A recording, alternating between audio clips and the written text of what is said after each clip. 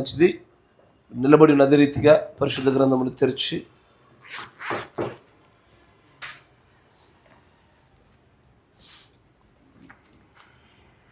కొరింథీయులకు రాసినటువంటి మొదటి పత్రిక 11వ అధ్యాయము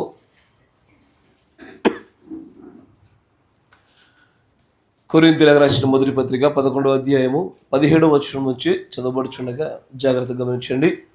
మీకు ఈ ఆజ్ఞను ఇచ్చుచు మిమ్మల్ని మెచ్చుకొనను, మీరు కూడి వచ్చుట ఎక్కువ కీడుకే గాని ఎక్కువ మేలుకు కాదు. మొదటి సంగతి ఏమనగా, మీరు సంఘమందు కూడి ఉన్నప్పుడు మీలో కక్షలు కలవని వినుచున్నాను. కొంత మట్టుకు ఇది నిజమని నమ్ముచున్నాను.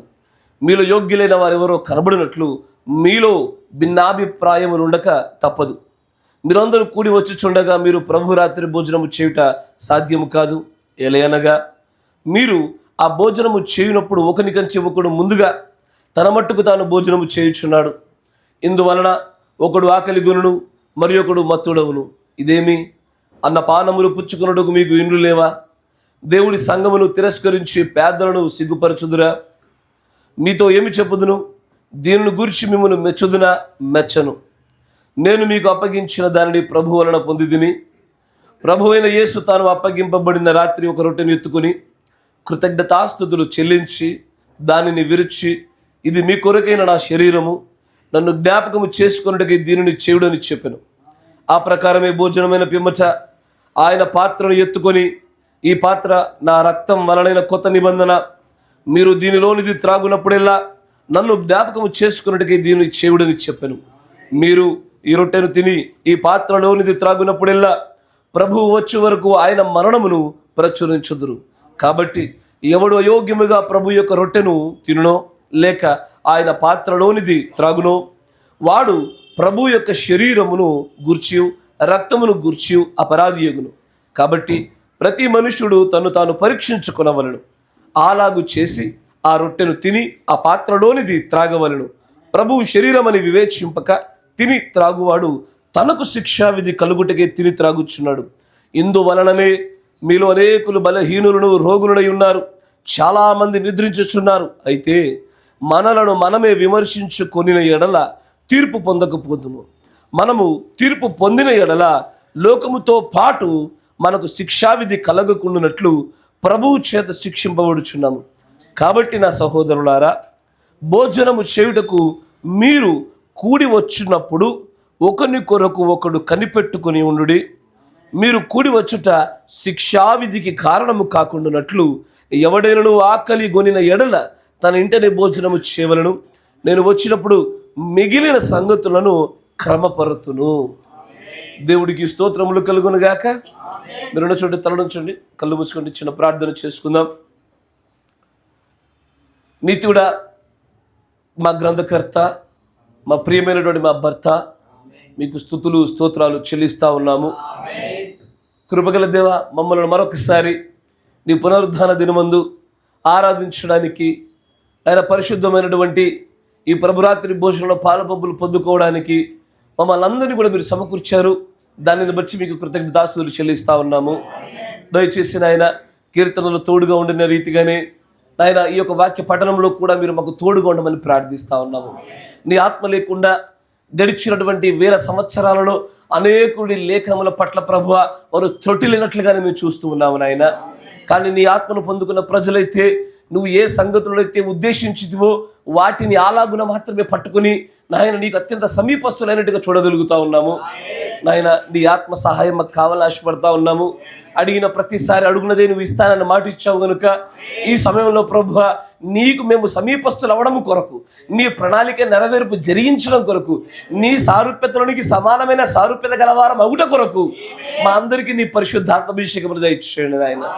కృపగల దేవ, ఈ యొక్క కొద్ది సంగతులను మేము మాట్లాడుకొనొచ్చు నాయన ప్రభురాత్రి భోజనంలో పాల్పంపులు పొందుకున్న దిశగా అడుగులు వేయబోచుండగా కూడా నీ పిల్లల్లో ఏ ఒక్కరూ కూడా ప్రభు అయోగ్యముగా చెయ్యి వేయకుండా ఉండునట్లుగా నాయన వారందరితో కూడా నువ్వు సంభాషించమని ప్రార్థిస్తా ఉన్నాము. ఏ ఒక్కరు రోగులు కాకూడదు నాయన, అనేకులు నిద్రించినట్టుగా నాయన ఇక్కడున్న వారిలో ఎవరు నిద్రించకుండా ఉండునట్లుగా దయచేసి యోగ్యత కలిగి మాత్రమే దానిలో చేయి వేసే భాగ్యములు దయచేయండి ప్రభు. సమస్త దోష పొరపాట్లు మీరు క్షమించండి.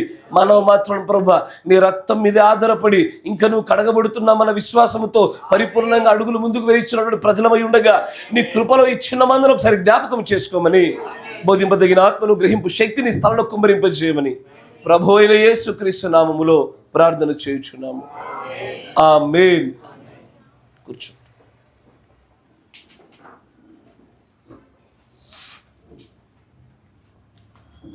హల్లెలూయా. దేవుడికి స్తోత్రములు కలుగునుగాక. ఆమేన్. కూడి వచ్చిన మీ అందరికీ కూడా నా హృదయపూర్వక వందనాలు మరి శుభములు తెలియజేస్తా ఉన్నాను. దేవుడు మిమ్మల్ని అందరూ కూడా దీవించునుగాక. చాలా సంతోషము. మీ ప్రయాణాల్లోనూ మా ప్రయాణాల్లోనూ దేవుడు చక్కగా తోడుగా ఉండిన విధానాన్ని బట్టి ఆయన వాగ్దానం నెరవేర్పులు జరిగించుట వలన మాత్రమే ఇప్పుడు ఈ సమయంలో సజీవులు నిలబడగలుగుతా ఉన్నాం. లేదంటే చేసే ప్రయాణాల్లో కావలసిన ప్రమాదాల సంఖ్య ఎంతో అయినప్పటికీ కూడా ప్రభువు తాను ఇచ్చినటువంటి వాగ్దానాన్ని బట్టి తోడుగా ఉంటానని చేసిన మాటను బట్టి సజీవులను నిలబెట్టాడు. ఆ ఘనతంతో కూడా ప్రభువుకి చెందునుగాక. చాలా మంచిది. అన్ని దినాల్లా కాకుండా ఈ రోజున మనం ప్రత్యేకంగా ఒక ప్రాముఖ్యమైనటువంటి ఘటన దగ్గరికి వచ్చాము. ఇది ప్రభు యొక్క రాత్రి భోజనం. ప్రభు యొక్క అదేంటి ఆ ప్రభు శరీరం అనగానే వెంటనే దాన్ని కూడా నేను కాపీ పేస్ట్ చేయొచ్చుగా. అయితే ప్రభు శరీరము అని చెప్పబడుతున్న చోట చాలా కండిషన్స్ అప్లై అవుతున్నాయి. అక్కడ చాలా కాంట్రవర్షియల్ స్టేట్మెంట్ అవుతుంది. అక్కడ దాంట్లో కొంత భాగము ఒకవైపు, కొంత భాగం మరొక వైపు నిలబడతా ఉంది. అందుకే ప్రభురాత్రి భోజనము అని చెప్పడానికి ఎక్కువగా అవకాశాలు చక్కగా మనకు పొరపాటు లేకుండా ఉండడానికి ఉంటుంది. అయితే మనందరికీ తెలుసు ప్రభురాత్రి భోజనంలో అయోగ్యముగా చేయి వేయుట అనేటువంటిది ఎంత మాత్రమును దేవుడు ఇష్టపడడు. దేవుని యొక్క పరిశుద్ధుడైన పౌలు గారు కూడా దీని గురించి హెచ్చరిస్తూ రాస్తారైనా ఎంత మాత్రమును కూడా మీరు అయోగ్యముగా చేయి వేయకూడదు. మీరు యోగ్యత కలిగి ఉండడానికి మీరు ఖచ్చితంగా ప్రయాసపడండి. ఎక్కడెక్కడ దేన్ని ఒప్పుకోవాలో, ఎక్కడెక్కడ దేన్ని సరిచేయాలో, యోగ్యతను ఎలా సంపాదించుకోవాలో మీరు ఆ రోజున లోకముతో పాటు ధవల సింహాసనం ఎదుట తీర్పు తీర్చబడకుండా ఉండాలి అంటే ఈ రోజున మనలను మనమే ఇది స్వీయ విమర్శ చేసుకోవాలి.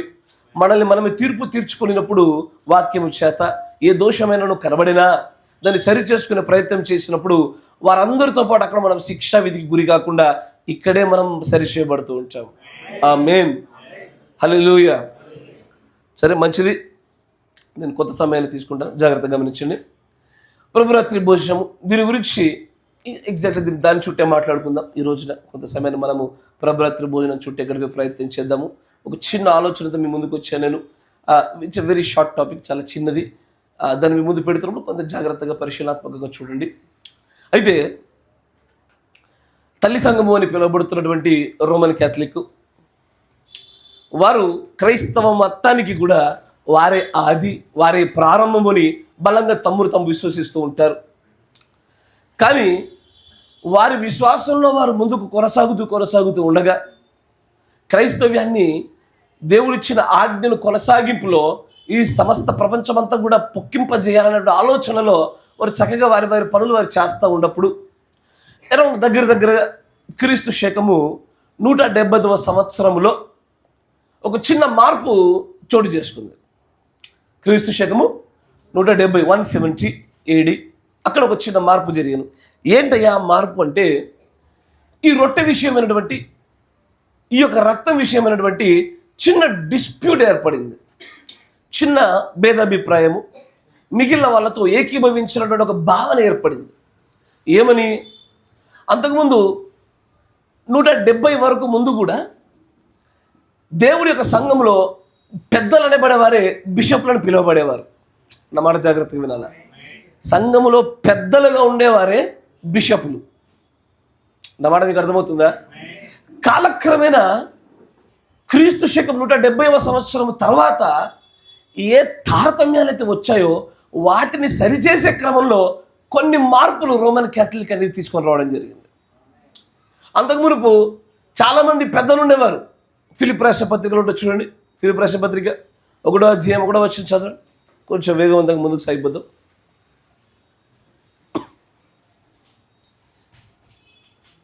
చదువు.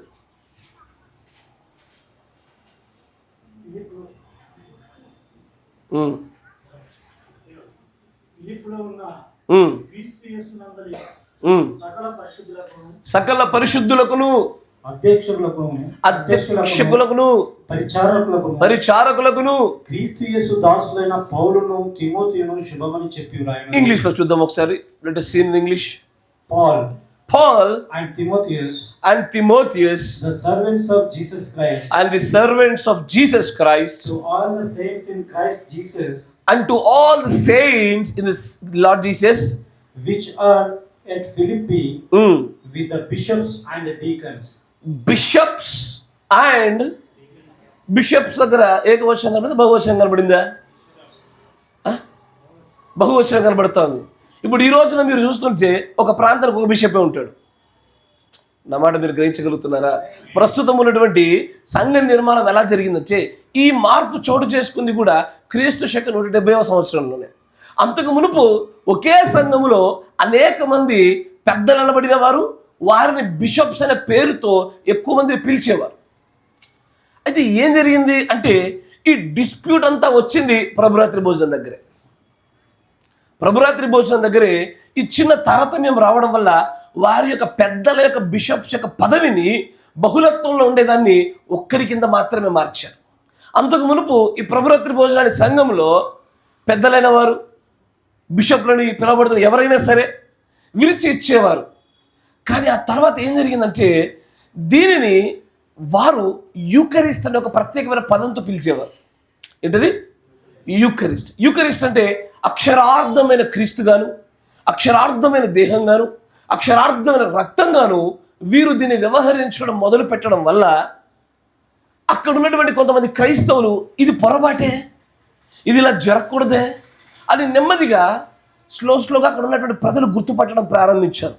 దానితో ప్రజలలో కలుగుతున్నటువంటి వ్యతిరేకత వలన రోమన్ క్యాథలిక్ సంఘం చేసిన పని అంటే నెమ్మదిగా 170వ సంవత్సరంలో అందరు బిషప్స్లను క్యాన్సిల్ చేసి ఒక్క బిషప్ని పెట్టడం మొదలుపెట్టింది.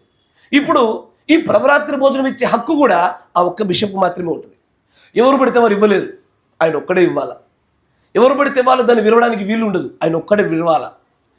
ఒక్కడు మాత్రమే చేయాలనేటువంటి మాట నెమ్మదిగా అలాగు పొక్కడం అనేది జరుగుతూ వచ్చింది. నా మాట గ్రహించగలుగుతున్నారా? హల్లెలూయా. అట్లా 170వ సంవత్సరంలో ప్రారంభమైన ఈ చిన్న డిస్ప్యూటు క్రీస్తు శకము 300 సంవత్సరం వచ్చేసరికి పూర్తి స్థాయిలో ప్రొటెస్టెంటలిజం బయటకు వచ్చేసింది. ఇక దీనిలో ఎంత మాత్రం కూడా మనము ఏకీభవించడానికి వీల్లేదు. దేనికి అంటే వర్షిప్పింగ్ ఆఫ్ ది సెయింట్స్, అంటే చనిపోయిన పరిశుద్ధులకు ప్రార్థనలు చేయడము. The veneration of the cross, అంటే క్రాస్ని అధికారికంగా మొక్కడము, దాన్ని ముద్దాడము, దాన్ని ఆరాధించడం మొదలుపెట్టినటువంటి మరికొన్ని సిద్ధాంతాల జోడింపులు ఈ ప్రభురాత్రి భోజనంతో పాటు ముందుకు తీసుకురాగానే చలో ఇక ప్రొటెస్టెంటిజం ఏం చేసిందంటే ఇది తప్పు అని దానిలో నుంచి కొంతమంది బయటకు వచ్చి ఎదురుగా తిరుగుబాటు చేస్తూ బయటకు వచ్చిన ప్రజల సంఘాలే ప్రొటెస్టెంట్ సంఘాలు. ఆ సంఘాలలో నుంచే నేడు బయటకు వచ్చినటువంటివన్నీ కూడా మిగిలిన సంఘాలన్నీ కూడా దానిలో నుంచి మాత్రమే బయటకు వచ్చాయి. అయితే ప్రారంభంలో ఎలా ఉండేది అంటే ప్రభురాత్రి భోజనం అనేటువంటిది దేవుడి లేఖనంలో చెప్పినట్టుగా నన్ను జ్ఞాపకం చేసుకోవడానికే ఇది చేయండి అని చెప్పాడు. దీన్ని ఒక మెమోరియల్ సర్వీస్ లాగా వాడేవాళ్ళు. ఎలా? Memorial service. దేని మెమోరియల్? క్రీస్తు యొక్క శిలువ మరణ పునరుద్ధానాలను గుర్చినటువంటి జ్ఞాపకార్థముగా ఉండవలసినటువంటి ఆ కూటమిగానే సర్వీస్గానే ఉండేది.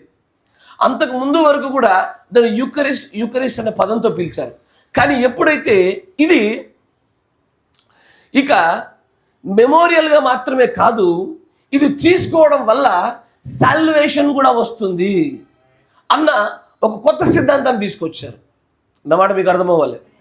ఈ ప్రభురాత్రి భోజనం తీసుకోవడం వల్ల రక్షణ లభిస్తుంది. ఎందుకు చెప్తున్నానంటే చాలామంది తీసుకునేటప్పుడు ఏందో మరి ఆ రొట్టెను పెట్టుకుని ప్రార్థన చేస్తారు. వారు అంతరంగంలో ఏం ప్రార్థన చేస్తారో పాస్టర్కి తెలియడంలే. అందుకే ముందుగా ఏం చేసుకోకూడదో చెప్తా ఉన్నా నేను. దేని విషయమే మీరు ఆలోచన కలుగుకూడదు చెప్తా ఉన్నా.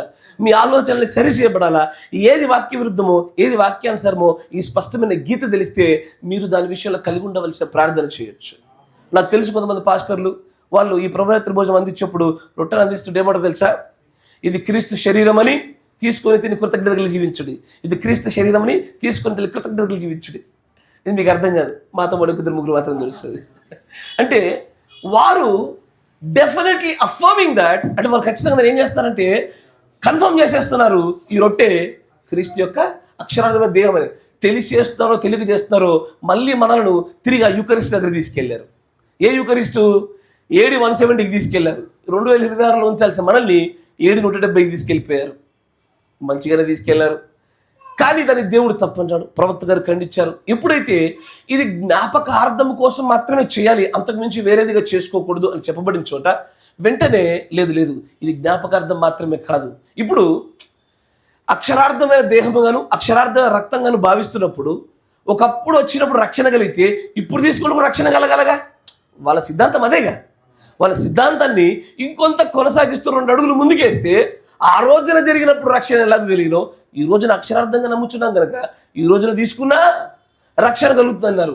అప్పుడే దీని పేరుని మాస్గా మార్చారు. MASS, mass. ఏంటది మాస్ అంటే? ఆరాధన. ఎసారో మెల్లగా దీన్ని బల్లారాధన వైపు వేయించేశారు. ఏంటది? మీరు వింటున్నారా? ఏం ఆరాధన అది?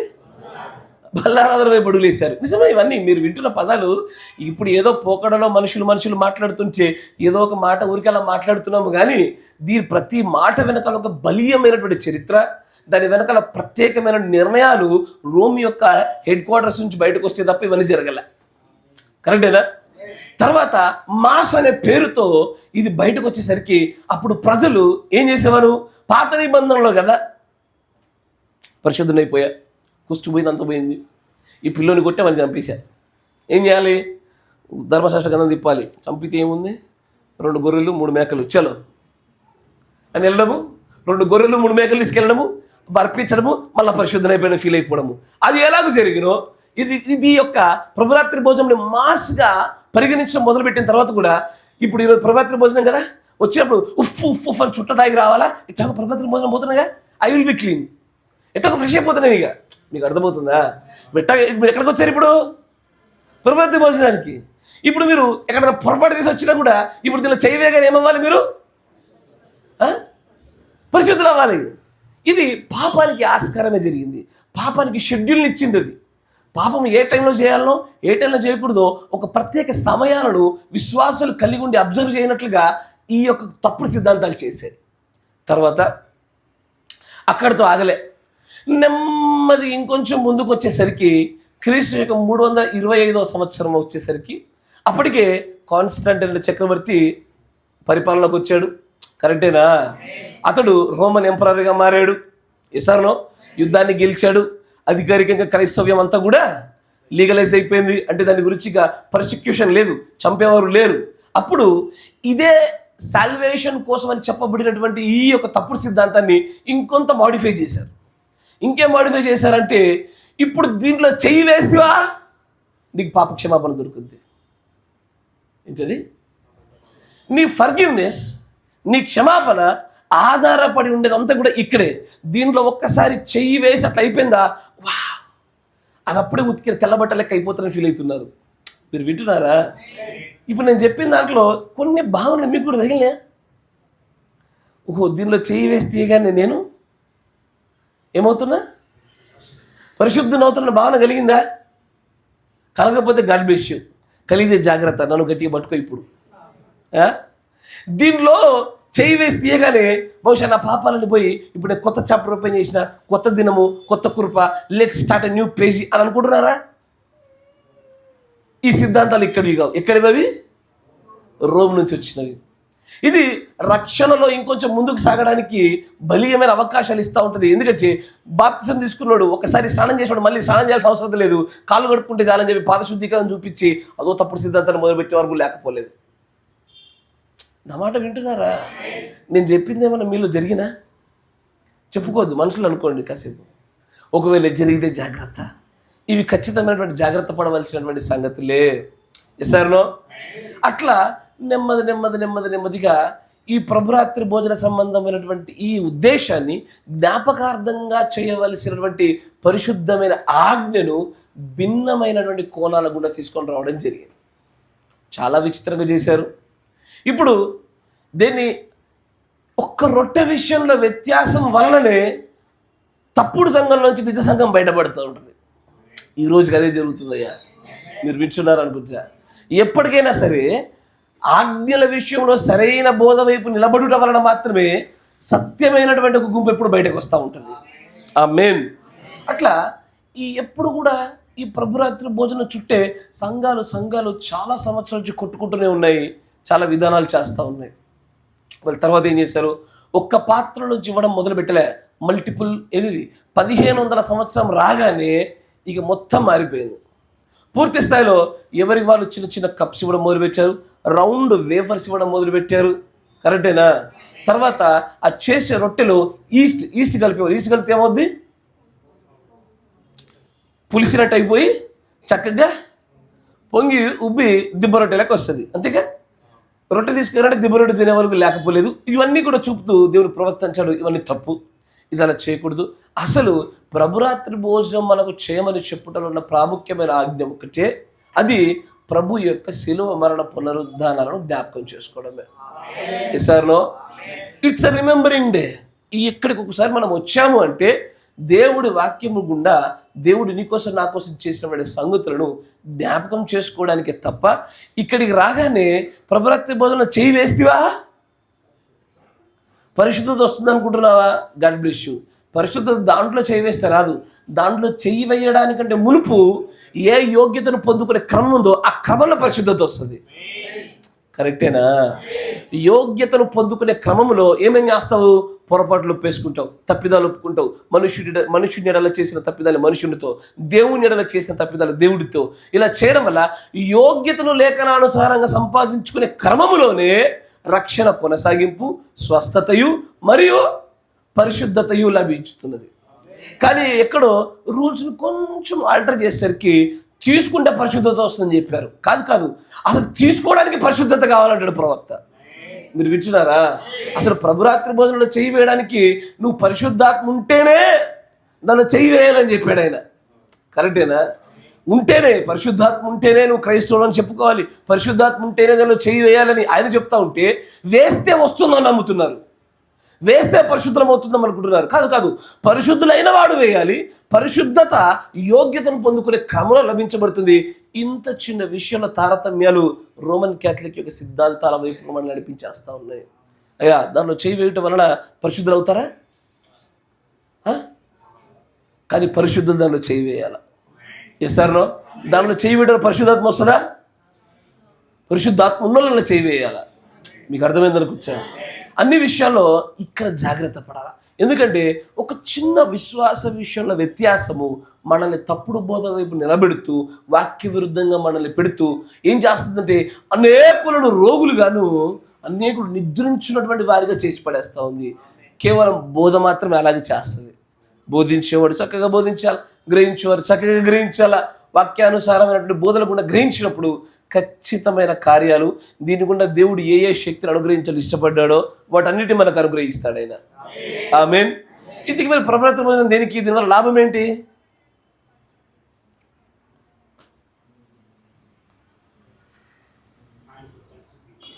నేను కూర్చుంటా మరి మీరు చెప్తలే దేని లాభం ఏంటి మరి? ఇప్పుడు నేను చెప్పేసా, పరిశుద్ధత రాదు, పరిశుద్ధత ఉన్నోడే తీసుకోవాలా, పరిశుద్ధాత్మ రాదు, ఉన్నవారే తీసుకోవాలా. మరి ఏం లాభం చెప్పండి?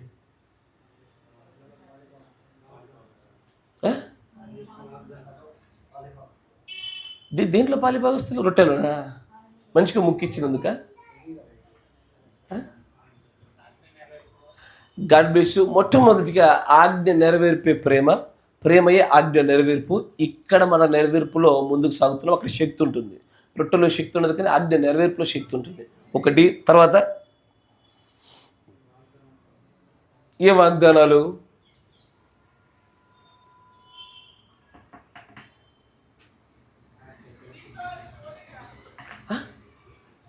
ఆయనతో అయ్యో మీరు అందరూ చేయి వేస్తారు ఇప్పుడు. ఆమెనంటున్నారు, మరి లాభాలు చెప్తలేరు. ఆయనలో ఎగ్జాక్ట్లీ ఓకే కరెక్ట్. ఆయనలో మనం ఒక భాగమైనటువంటి ప్రత్యక్షతను మరలా ఒకసారి పునఃస్పష్టీకరణ మరి జ్ఞాపకం చేసుకోవడానికి ఓకే. తర్వాత 2 వచ్చినాయి. ఇంకా అయ్యా అక్కడ కూడా ఇట్లా రొట్టె తింటామా అంటే అడుగుతారు, తెలియక అడుగుతున్నాం. ఏం చేస్తాం అక్కడ మరి? అక్కడ దేవదూతల ఆహారాన్ని పెడతాడా, లేకపోతే తానే ఆహారంగా కూర్చుంటాడా, రొట్టెలు పెట్టి అంటాడా? ఏంటది? పరలోకంలో కూడా మనకు జీవం ఇచ్చే ఆహారం జీవవృక్షంలోంచి రాగలగాల. ఎస్ఆర్నో ఇది రాయబడినటువంటి విషయాలే ప్రకటన గ్రంథం 21 అధ్యాయాల్లో. కానీ what are the benefits? Actually ఏం బెనిఫిట్ ఉందయ్యా ప్రభురాత్రి చేయవేయడం వల్ల? ఒకటి ఆజ్ఞ నెరవేర్పు, కరెక్ట్గా చెప్పినారు. 2 పాలిభాగస్థల ప్రత్యక్షత బయలుపరచబడుతుంది, 2 కరెక్టే. తర్వాత ఏంటి? మీరు ఎందుకోసం తీసుకుంటున్నారు చెప్పండి? ఏ బెనిఫిట్ కోసము? ఊరికే కోటికి వెళ్తారా? టైంపాస్కి వెళ్తారా? దేనికోసం వెళ్తారు? ఒక నిర్దేశించబడిన పని ఏదో ఒక ఖచ్చితమైన పూర్తి చేద్దాం అనుకుని ఒక టాస్క్ ఏదో ఉంటేనే అక్కడికి వెళ్ళి పూర్తి చేసుకొని వస్తారు. ఇప్పుడు ఎక్కడి దాకా వచ్చారుగా, ఏం చేద్దామని? జ్ఞాపకం చేసుకోవడానికి. గాడ్ బ్లెస్ యూ 3వది దొరికింది. ఇంత సింపుల్ కూడా ఇప్పుడు లాస్ట్ దొరికింది. తర్వాత ఎందుకంటే లేఖనాలు ఉందిగా 3వది ఆయన మరణ శిల్వ పునరుద్ధానాల్ని జ్ఞాపకం చేసుకోవడానికి. Yes sir no? ఇంకా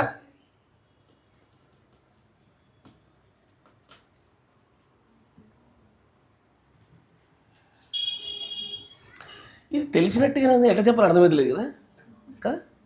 చెప్పాలి, తప్పదు. రేపు పొద్దున మీ పిల్లలు ఇట్టాగా అడిగితే ఏం చేస్తారు? వారికి ఏం బోధిస్తారు? వారిని ఎలా బలపరుస్తారు మీరు పిల్లల్ని, తర్వాత తరాల్ని? అయ్యి ఏం బెనిఫిట్స్ ఏంటయ్యా? సరే బాప్తిజం బెనిఫిట్ చెప్పండి.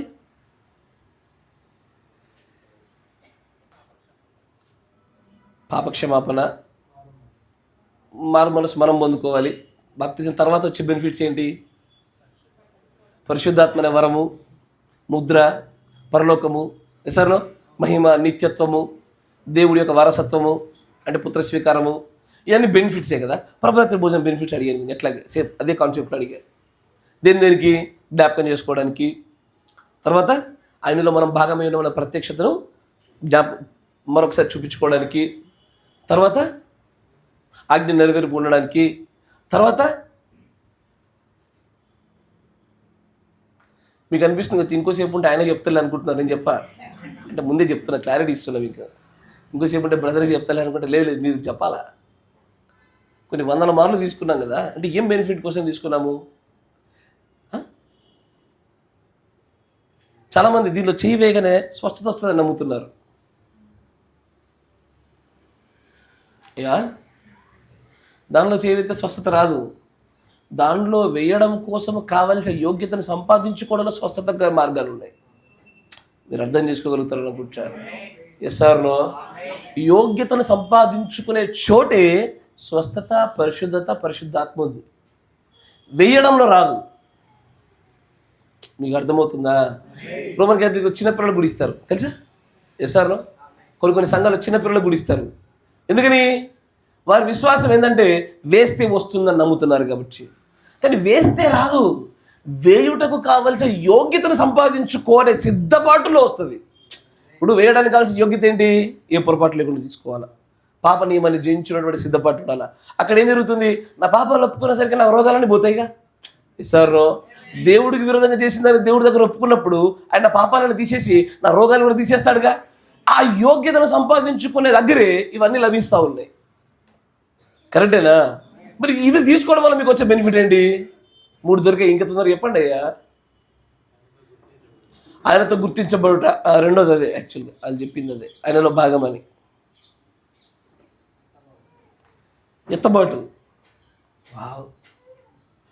ఇంకొంచెం స్పెసిఫైడ్గా చెప్పండి, కొంచెం అంటే నాకు అర్థమవునట్లేదు చెప్పండి. ఎస్ ఎగ్జాక్ట్లీ కరెక్టేనా? నా శరీరం తిని నా రక్తము త్రాగువాడు నిత్య జీవం గలవాడు. అక్కడి నుంచి నిత్య జీవం అనే ఫలాన్ని పొందుకోవడానికి ఈ ఆజ్ఞ నెరవేర్పు అవసరము. ద బెనిఫిట్ ఏంటంటే నిత్య జీవం కావాలా. కరెక్టేనా? మా లైన్లోకి వచ్చారు. Come on ready. ఇంకా కానివ్వండి, నాకు ఫుల్ టైం ఉంది. ఇంకో వర్షిప్ ఏం లేదు నాకు. ఇదే లాస్ట్ వర్షిప్. చెప్పండి.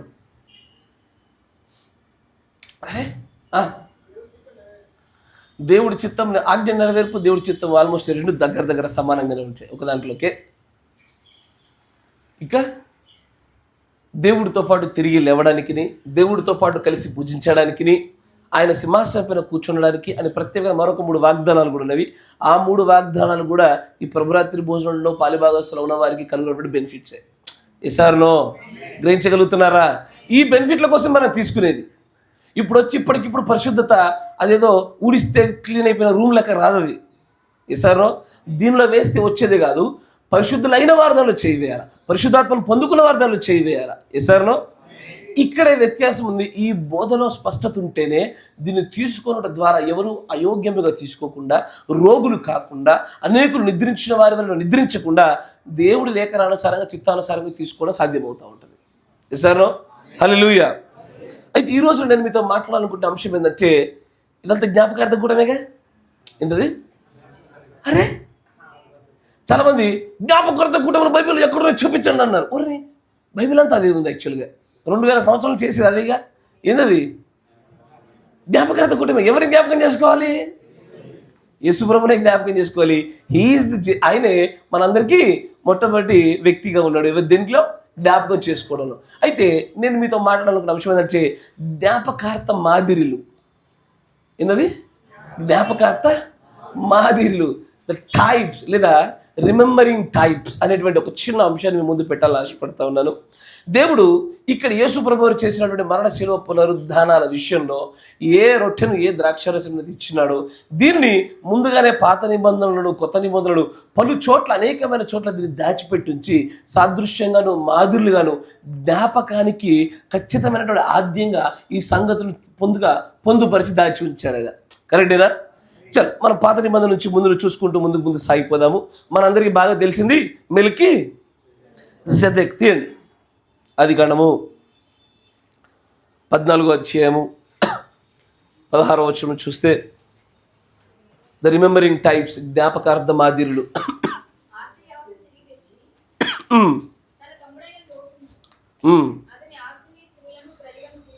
తన ఆస్తిని తన స్త్రీలను అన్నింటినీ కూడా తిరిగి తీసుకొని వచ్చి మైక్ తీసుకున్నాము.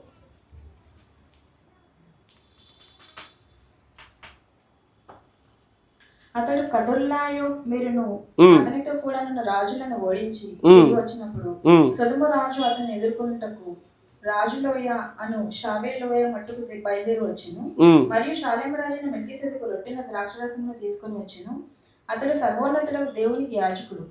అప్పుడు అతడు అబ్రహామును ఆశీర్వదించి ఆకాశమునకు భూమికిని సృష్టికర్తైన సర్వోన్నతుడైన దేవుని వలన అబ్రహాము ఆశీర్వదింపబడును గాక అనియు, ఈ శత్రువులను నీ చేతికి అప్పగించిన సర్వోన్నతులకు దేవుడు స్తుతింపబడును గాక అనియు చెప్పాను. చాలు. ఇప్పుడు ఏ శత్రువుల గురించి అయితే ప్రస్తావించబడిందో, ఏ శత్రువుల వెంబడి అబ్రహాము తనతో పాటు కొంతమందిని తీసుకొని వెళ్ళి లోతు యొక్క కుటుంబాన్ని సంపదనంతా కొల్లగొట్టిన వారిని ఎదురాడి వారందరితో పోరాడి గెలిచి వెనక్కి వచ్చాడో ఆ శత్రువుడు ఎవరో కాదు, వారు ప్యాగన్ సంబంధించినటువంటి అదే చరిత్ర యొక్క ఆద్యులై ఉన్నారు.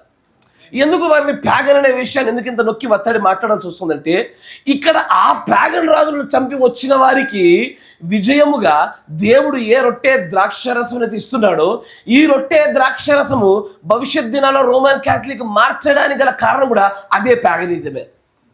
నా మాట వింటున్నారా?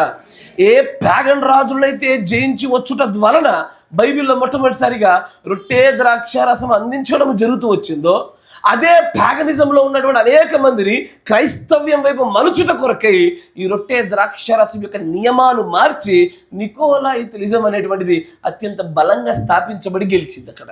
అందుకే ఆ రాజుల యొక్క అదే చివరిగా సాగుతూ వచ్చిన అవే స్పిరిట్స్ ఏ గెలుపు గుండారైతే దేవుడు అనుగ్రహించినటువంటి ప్రతిఫలముగా రొట్టె ద్రాక్షరసం ఉండేనో దాని మార్పుకి వారి యొక్క తరముల యొక్క ఆ ప్యాగన్ తెగవారు మాత్రమే దానికి కారణమై ఉన్నారు.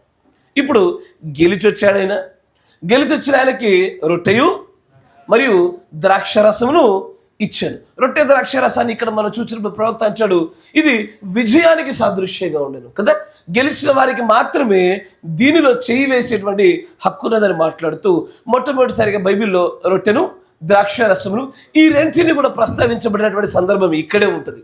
కరెక్టేనా?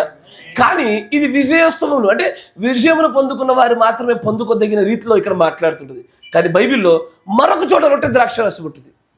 అది ఎలా ఉంటుందంటే జ్ఞాపకార్థ సంబంధమైన మాదిరిగా అద్భుతంగా కనబడుతూ ఉంటుంది. ఆదికాండము 40వ అధ్యాయము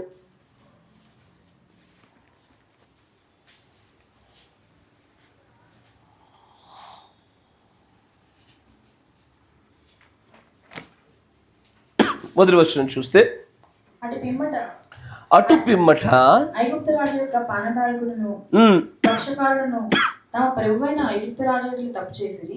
ఇప్పుడు ప్రతి రాజు దగ్గర మనకు తెలుసుగా, ఫుడ్ని డ్రింక్స్ని టెస్ట్ చేయడానికి కొంతమంది ఉంటారు కదా. ఫుడ్ని టెస్ట్ చేసేవారు ఎవరు? ఇక్కడ భక్షదాయకుడు, పానమును టెస్ట్ చేసేవారు పానదాయకుడు. ఇరువురు కూడా ఏమయ్యారు?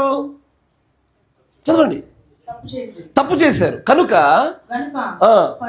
ఫరో పానదాయకుల అధిపతియు భక్షకారుల అధిపతియు నైనా ఇద్దరి మీద కోపడి ఇద్దరిని ఏం చేశాడంటే చెరసాలలో వేసేసాడు కదా. ప్రతిది కూడా దేవుడి ప్రణాళిక ప్రకారంగా జరగాల. ఆ వారు చెరసాలలో పడుడయు అదే చెరసాలలోకి యోసేపు రావడమును అంతే కూడా ప్రభు సమస్తము సమకూర్చబడి మేలుకే జరిగించుచున్న విషయమయ్యున్నవి. ఆమేన్. తర్వాత చూడండి అంటాడు, వారిని చెరసాలలో నుంచుటకై రాజ సంరక్షక సేనాధిపతికి వారిని అప్పగించెను. ఎక్కడైతే యోసేపు బంధించబడిన స్థలం ఉన్నదో ఆ స్థలములోనికి వీరిద్దరు కూడా పంపించబడ్డారు. ఎవరెవరు? పానదాయకుడు, భక్షకారుడు.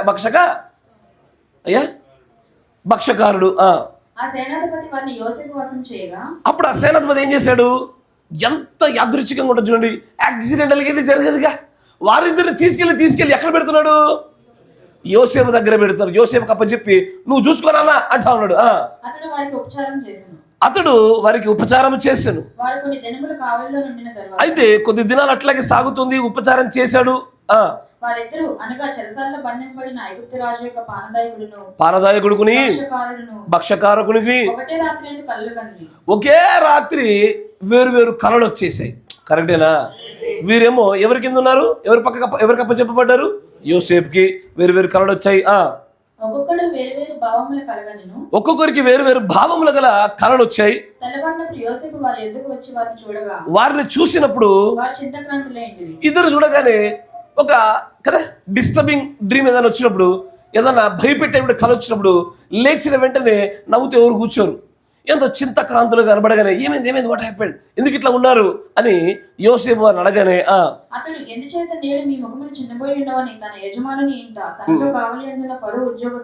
అడిగాను. అందుకు వారు అంటారు, మేము కలలు కంటిమి,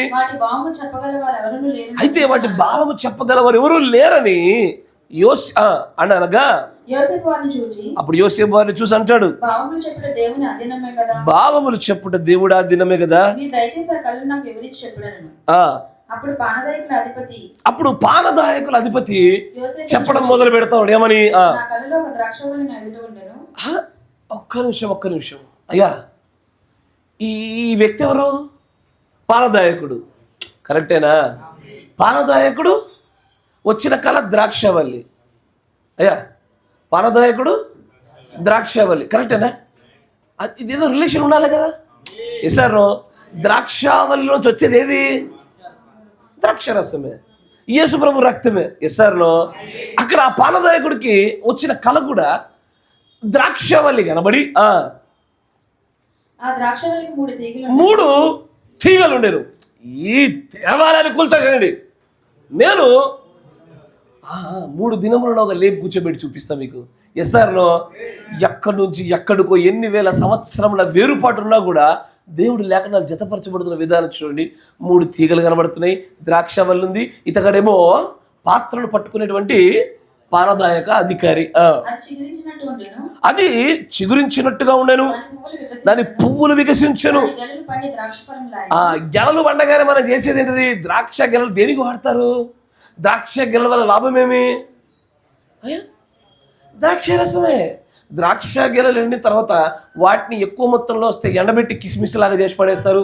అది కూడా ఉంది. ఎండిపోయినటువంటి ద్రాక్షలు నాజీరైన వాళ్ళు ముట్టకూడదని బైబిల్ రాయబడతా ఉంటుంది. ఎండబెట్టి దీర్ఘకాలికంగా వాడడమా, లేదా వైన్ తయారీ వైపు, ద్రాక్ష రస తయారీ వైపు దాన్ని కొనసాగించడం జరుగుతూ ఉంటుంది. అప్పుడు చూడండి అంటాడు, అప్పుడు ఫరో యొక్క గిన్నె నా చేతిలో ఉంది, ఆ ద్రాక్ష ఫలములు నేను పట్టుకొని ఫరో గిన్నెలో వాటిని పిండి ఆ గిన్నె ఫరో చేతికి ఇచ్చితనని తన కళ్ళను అతనితో వివరించాడు. ఇప్పుడు ఆ పాత్ర కూడా ఏమిస్తున్నాడు ఈయన? ద్రాక్ష రసమే. కరెక్టేనా? గిన్నె పట్టుకొని గెల తీసుకొని టపాని పిండి దాన్ని ఏం చేస్తా ఉన్నాడు? ఫరోకి ఇస్తా ఉన్నాడు. అంటే ద్రాక్ష రసమేగా ఇచ్చేది. ఇస్తారు. తర్వాత అప్పుడు యోసేపు అంటాడు, ఓ ఇంతేనా? దాని భావం చెప్తా చూడు. నేను 3 తీగలు 3 దినాలు, ఇంకా 3 దినములలోగా ఫరో నీ తలను పైకెత్తి, అయితే ఇంకో 3 దినాల్లో ఫరో నీ తలను పైకెత్తి నీ ఉద్యోగం నీకు మరలా ఇప్పిస్తాడు. నువ్వు మళ్ళీ ఒకప్పుడు ఎలాగో అతనికి పరిచారం చేయడంలో తనకు ఆ గిన్నెను ఎలాగ అప్పచెప్పితివో అదే రీతిగా నువ్వు మరలా నీ ఉద్యోగాన్ని తిరిగి పొంది అతనికి ఆ గిన్నెను అప్పచెప్పడం అనేది జరుగుతూ ఉంటుందని చెప్తున్నాడు. ఎప్పటికీ 3 దినాల్లో జరగాల. Within 3 days you are going to get back your job again. అదే పాత్ర ఇస్తావు, ఆ పాత్రలో ఇవ్వవలసిన పానములను ఇస్తావు.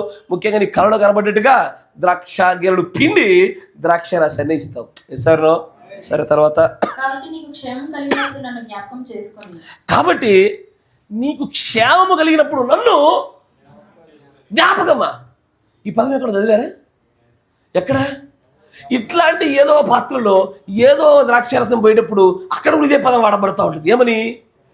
నన్ను జ్ఞాపకం చేసుకున్నట్టు ఇలాగూ చేయుడి అంటాడు ఆయన. కరెక్ట్. యోసేపు ఎవరి సాదృశ్యము? క్రీస్తుకే. ఏది యోసేపు జీవితంలో జరిగినో దాన్ని ఛాయలో ఖచ్చితంగా ఆయన నిలబెట్టబడ్డాడు. యేసు ప్రభుకి మాదిరిగా పెట్టబడ్డాడు అక్కడ. ఇప్పుడు ఏ పాత్రనైతే ఆయన తీసుకొని ఆ ఫరో యొక్క చేతికి అప్పగించనై ఉన్నాడో అలాగుననే ఇక్కడ ఉన్నటువంటి ఆ భక్ష్యకారుడి విషయంలో వచ్చిన కళను కూడా యోసేపు వివరించిన విధానం కూడా అదే. చూడండి ఆయన అంటాడు, నా యందు కరుణించి ఫరోతో నన్ను గురించి నువ్వు మాట్లాడి ఈ ఇంటిలో నుండి నన్ను బయటకు రప్పించు. అంటే నేను విడుదల పొందించబడాలంటే నేను జ్ఞాపకం చేసుకోబడాలా? Yes or no? Yeah. If I want to be redeemed, if I want to be taken out of this ఏది bloody what you call this house, ఏది గుడారం, ఇల్లు అంటే ఏదయ్యా? ఈ లోక గుడారమును నేను వదిలి వెళ్ళిపోవాలంటే, ఉన్నతమైన మేలైన దశలో నేను పెట్టబడాలంటే I want to be remembered and I want to remember. నేను జ్ఞాపకం చేసుకోవాలి, జ్ఞాపకం చేయబడాలి. Yes or no? తర్వాత చూడండి, ఎలయనగా నేను హెబ్రియా దేశంలో నుంచి దొంగిలబడి తిని, అది నిశ్చయమే, మరియు చెరసాలలో నన్ను వేయుటకు ఇక్కడ సహా నేనేమి చేయలేదని అతనితో చెప్పాను. అతనితో అంటాడు, వాహ్ ఇంత చక్కటి కళ చెప్పావు. ఇట్లాంటి కళలకు అర్థం చెప్తుంటే ఎవరైనా సరే ఏమంటారు? బాగా హర్షిస్తారు కదా. తర్వాత చూడాలి అంటాడు,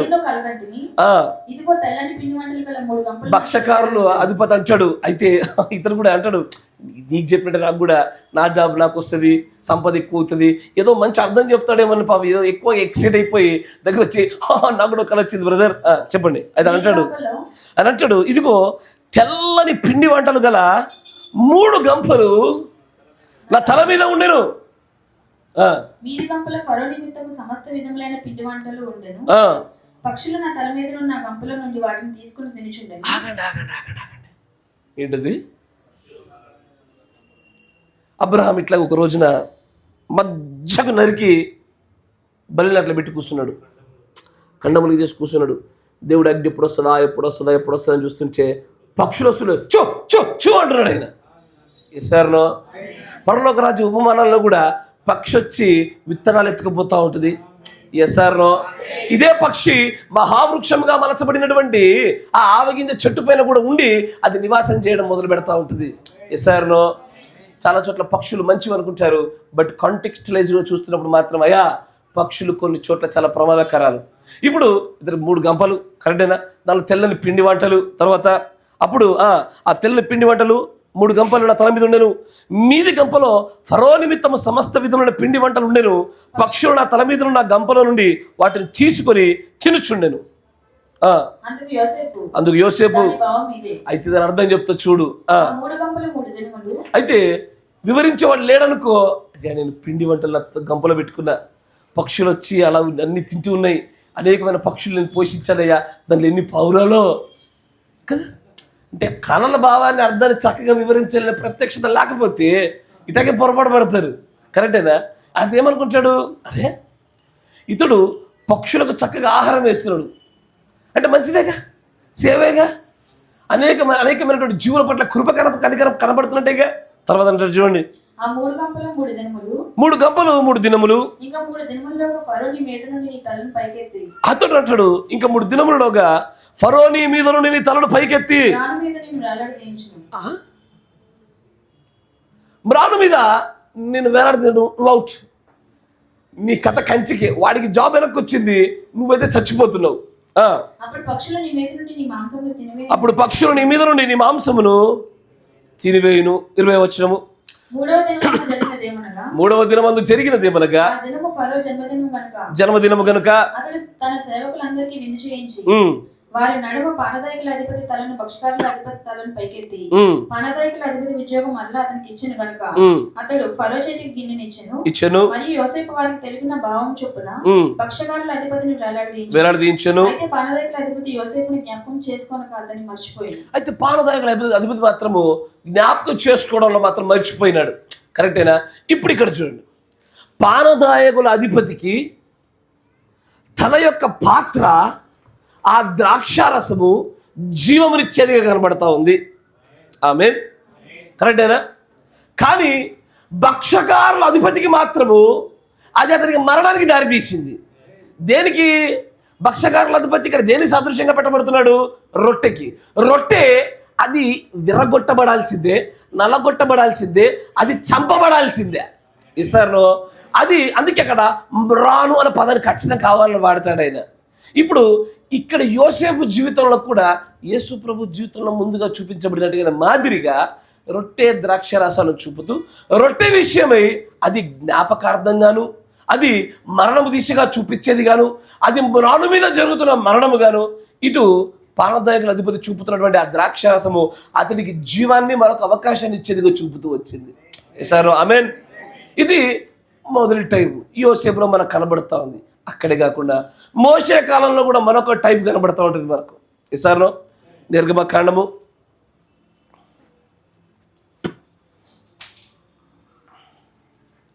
12వ అధ్యాయం మొదటి వచనం చూస్తే, మోషే అహరోనులు ఐగుప్తు దేశంలో ఉండగా నెలలో ఈ నెల మీకు మొదటిది, ఇది మీ సంవత్సరమునకు మొదటి నెల. మీరు ఇశ్రాయేలుల సర్వ సమాజంతో ఈ నెల 10వ నాడు వారు తమ తమ కుటుంబంలో లెక్క చొప్పున ఒక్కొక్కడు గొర్రె పిల్లనైనను మేక పిల్లనైనను అనగా ప్రతి ఇంటికి ఒక గొర్రె పిల్లనైనను ఒక మేక పిల్లనైనను తీసుకొనవలెను. ఇక్కడ జరుగుతున్నటువంటి దేవుడి ఆజ్ఞ నెరవేర్పులో ప్రతి గృహాన్ని ఒక్కొక్క గొర్రెను తీసుకోమని చెప్తా ఉన్నాడు. ఎసరో తర్వాత ఆ పిల్లను తింటకు ఒక కుటుంబం చాలకపోయిన ఎడల వాడును వాని పొరుగు వాడును తమ లెక్క చొప్పున దాన్ని తీసుకొనవలెను. ఆ గొర్రె పిల్లను భుజించుటకు ప్రతి వాని భోజనము పరిమితిని బట్టి వారిని లెక్కింపవలెను. నిర్దోషమైన ఏడాది మగపిల్లను తీసుకొనవలెను. గొర్రెల్లో నుండి అయినను మేకల్లో నుండి అయినను దాన్ని తీసుకొనవచ్చును. ఈ నెల 14వ దినం వరకు మీరు దాన్ని ఉంచుకొనవలెను. తర్వాత ఇశ్రాయేలీయుల సమాజం వారందరూ తమ తమ కూటంలో సాయంకాలం దాన్ని చంపి దాని రక్తం కొంచెం తీసి తాము దాన్ని తిని ఇండ్ల ద్వార బంధపు 2 నిలువ కమ్ముల మీదను పైకమ్మి మీదను చల్లి ఆ రాత్రి వారు అగ్ని చేత కాల్చబడిన ఆ మాంసమును పొంగని రొట్టెలను తినవలను, చేదుకూరలతో దాన్ని తినవలను. ఇప్పుడు మరలా ఏ విధంగా యోసేపు జీవితంలో రొట్టె ద్రాక్ష రసముల సాదృశ్యాలు కనబడ్డావో, మాదిరిలు కనబడినవో, అదే రీతిగా మోషే కాలంలో కూడా కనబడుతుంది. ఇప్పుడు వీరు ఏ జంతువునైతే చంపించుటకైనటువంటి ఆజ్ఞ ఇవ్వబడిందో, ఈ ఆజ్ఞలో ఆ గొర్రె యొక్క మాంసమే ఇక్కడ రొట్టె. ఆబ్వియస్లీ చాలా సహజమే, ఈజీ గుర్తుపట్టగలిగారు. మరి రక్తం ఎక్కడుంది? ద్వారబంధకాల పైన. ఇప్పుడు ద్వారబంధకాల పైన ఆలోచన చేయండి. ద్వారబంధకం ఎట్లుంటుంది? దీర్ఘ చతురస్రాకారం. ఎస్ఆర్నో రెక్టాంగిల్ షేప్లో, అంతేనా? కరెక్టే కదా. ఇప్పుడు ఈ రెక్టాంగిల్ షేప్లో ఉండేదానికి రక్తం పూయాలి. ఎట్లా పూస్తారు చెప్పండి? ఎన్ని స్ట్రోక్స్ వస్తాయి? ఎన్ని యాంగిల్లో పూస్తారు? యాంగిల్స్ చెప్తా ఉన్నా, రెండే రెండు యాంగిల్స్ వాడతారు.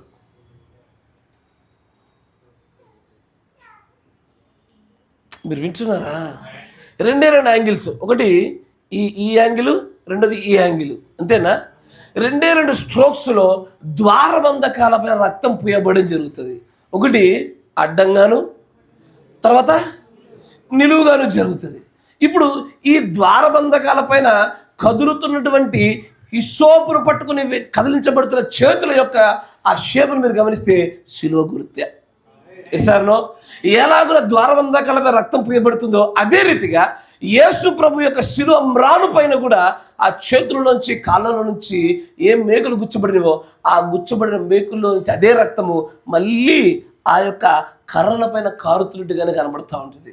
ఈసారిలో దేవుడి యొక్క శిలువ మరణ పునరుద్ధానాల జ్ఞాపకాలు ఛాయలలో కూడా అనేకమైన చోట్ల దేవుడు పెట్టాడు. రియాలిటీలో నిజ స్వరూపంలో ఎలాగైతే ఆ కలువరి గిరిలో ఎలాగ పెట్టి ఉన్నాడో దానికంటే మునుపు నుంచే ఈ జ్ఞాపకార్థ సంబంధమైన సంగతులను ఛాయల ముందు నుంచే పెడుతూనే వస్తున్నాడు. ఇప్పుడు జ్ఞాపకం చేసుకోండి అంటే కేవలం సిలువలో జరిగిన విషయం మాత్రమే కాదు, సిలువకు ముందున్న ఛాయలను, సిలువ తర్వాత నెరవేర్పులను కూడా జ్ఞాపకం చేసుకోవాలా. ఆమేన్, హల్లెలూయా. సిలువ ముందున్నటువంటి జ్ఞాపకాలను, సిలువ తర్వాత చోటు చేసుకొని వచ్చినటువంటి రియాలిటీలను ఆ నిజ స్వరూపములను సైతము జ్ఞాపకం చేసుకొని తీరవలసిందే. ఎస్ఆర్నో? అందుకే జ్ఞాపకం చేసుకోవడానికి పెట్టబడిన దినము, జ్ఞాపకం చేయడానికి ఇవ్వబడింది. ఎక్కడెక్కడ జ్ఞాపకం చేసుకోవాలా? బైబిల్ అంతట్లో అలాగే పెట్టబడుతూ వచ్చాయి. ఎస్ఆర్నో? ఆయన యొక్క శిలువ, శరీర రక్తముల విషయమైనటువంటి సంగతులన్నీ కూడా జ్ఞాపకం చేయబడుతూనే ఉన్నవి. ఎస్ఆర్నో? ప్రవక్త గారు ఒక మాట అంటారు, ఏమని తెలుసా?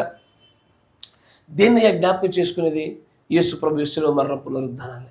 అంటే ఆయన మన కోసం ఎలాగూ బాధించబడ్డాడో, మన కోసం ఎలాగ రక్తాన్ని ఖర్చాడో, మన కోసం ఎలాగున శ్రమ అనుభవించడో దాన్ని జ్ఞాపకం చేసుకోవాలి. మరి ఈ రోజున యేసు ప్రభు అత్యధికంగా బాగా శ్రమ పొందుతున్న స్థలం ఏదో తెలుసా? అత్యధికంగా పొడవబడుతున్న స్థలమే తెలుసా? మరలా సిలువ వేయబడుతున్న స్థలమే తెలుసా? పుల్పిట్ అంటాడు ఆయన. నా మాట జాగ్రత్త వినాలా. ఈ రోజున పుల్పిట్సే యేసు ప్రభుని మరలా సిలువేస్తూ జ్ఞాపకము చేసుకోకుండా మరలా మేకులు కొడుతున్న స్థలం పుల్పిట్ అయి ఉన్నది అంటాడు. ఎలాగునా? ఏది సత్యమో ఆ సత్యాన్ని ప్రకటించకుండా నిలుపుటలోను, ఏది సర్వసత్యమో దాన్ని ప్రకటించుటలో దాని వెలుగును ఆపుటలోను అనేకమైన రీతిలో అత్యధికంగా ఆయనను కొడుతున్న స్థలం పులిపిటే అని చెప్తాడు. ఇప్పుడు ఆ శిలువ మరణ పునరుద్ధానాల జ్ఞాపకాలు కేవలం శిలువ దగ్గర మాత్రమే కాకుండా త్రూఅవుట్ బైబిల్ అంతా ఉన్నవి. ఎలాగూ అంటే ప్రవక్త గారు అంటారు, ఈ రక్తము, ఈ శరీరమే ఒకప్పుడు వెలుగుగాను, మాటగాను, ఆత్మగాను, దేహముగాను, నేడు మరలా పరిశుద్ధాత్మగాను, నేడు ఈ కాల గడియ వర్తమానముగాను పెట్టబడింది అన్నాడే. నా మాట మీకు అర్థమవుతుంది అనుకుంటా. అంటే how to remember the lord, దేవుని ఎట్లా జ్ఞాపకం చేసుకోవాలి, ఎలా జ్ఞాపకం చేసుకుంటే ఆ దానిలో చేయి వేయటం వలన మనకు చేయబడిన వాగ్దాన సంబంధమైన ఫలాలు, ఆ లాభాలు లభిస్తాయంటే ఎక్కడెక్కడ జ్ఞాపకార్థ సంబంధమైన సంగతులు పెట్టబడవో వాటన్నిటిని జ్ఞాపకం చేసుకోవడం ద్వారా, అంటే నథింగ్ బట్ దేవుడి వాక్యం అంతటినీ జ్ఞాపకం చేసుకోమని చెప్పుతున్నది. ఈ స్థలంలో, ఈ సమయంలో మనం చేరువైన దేనికి తెలుసా? కేవలం నీకోసం, నాకు అయ్యా మా కోసం సిలువ చచ్చిపోయావా అనడం కాదు.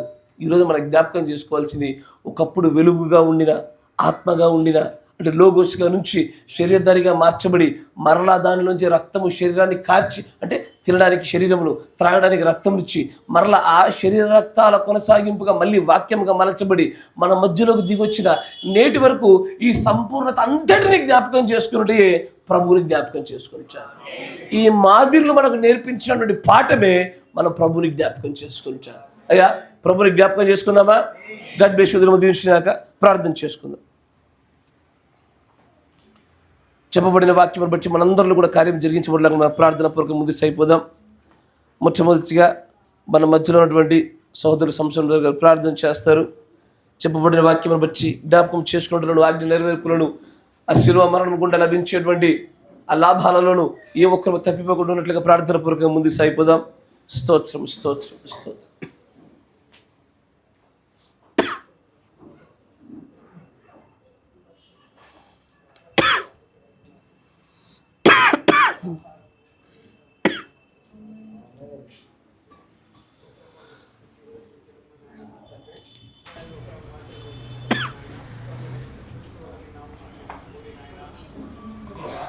అయ్యా నాయన తండ్రి నీ దాసుని ద్వారా నువ్వు తెలియజేస్తున్న నీ వర్తమానం ప్రకారముగా ఓ ప్రభా నాయన తండ్రి వెలుగు ఆత్మవు లోకస్వయు ప్రభు అయ్యా అదిగా రక్త మాంసమును అయి ఉన్న నిన్ను నా ప్రభు అయ్యా అదిగో పరిశుద్ధాత్మవును ప్రభు ఆయన ఆయా కాలములకు వర్తమానమై ఉన్నటువంటి అయ్యా నీ వాక్యమును నా ప్రభు నాయన జ్ఞాపకం చేసుకోవడానికి ఓ ప్రభా నువ్వు మాకు ఇచ్చిన కృపను బట్టి వందనాలు నాయన.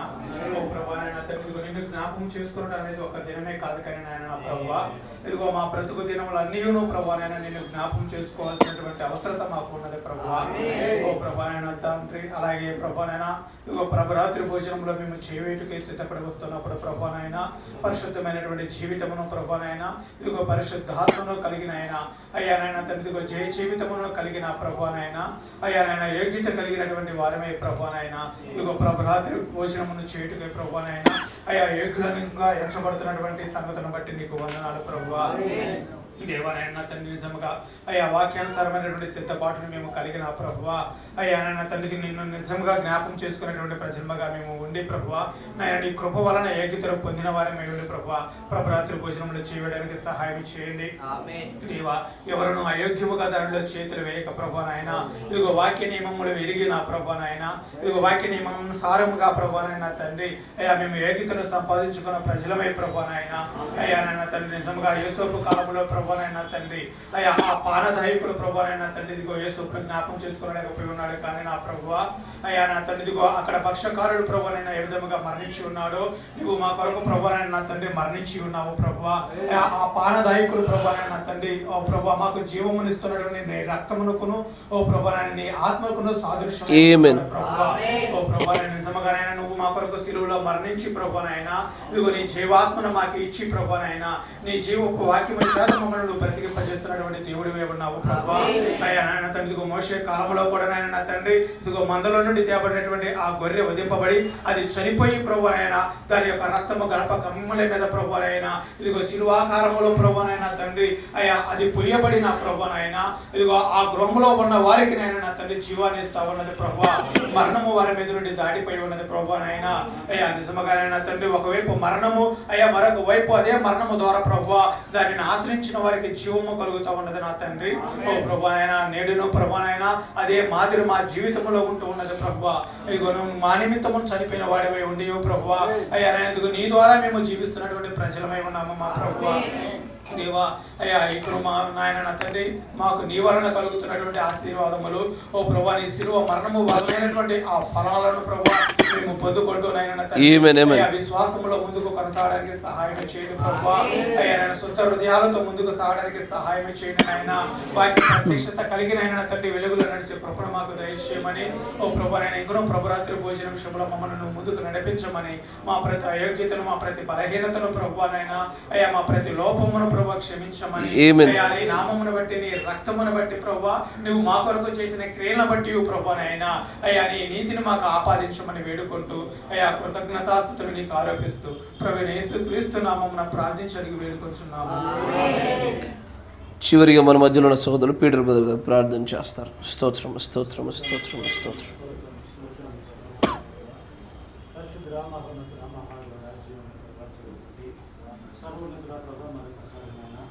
మీకు బాధసన్నిధి ప్రభా సర్వోన్నతుడై పరిశుద్ధుల గుంపులో మమ్మల్ని నుంచి తండ్రి మీరు నాతో మాతో మాట్లాడిన దేవుడు వింటున్నారు ప్రభా.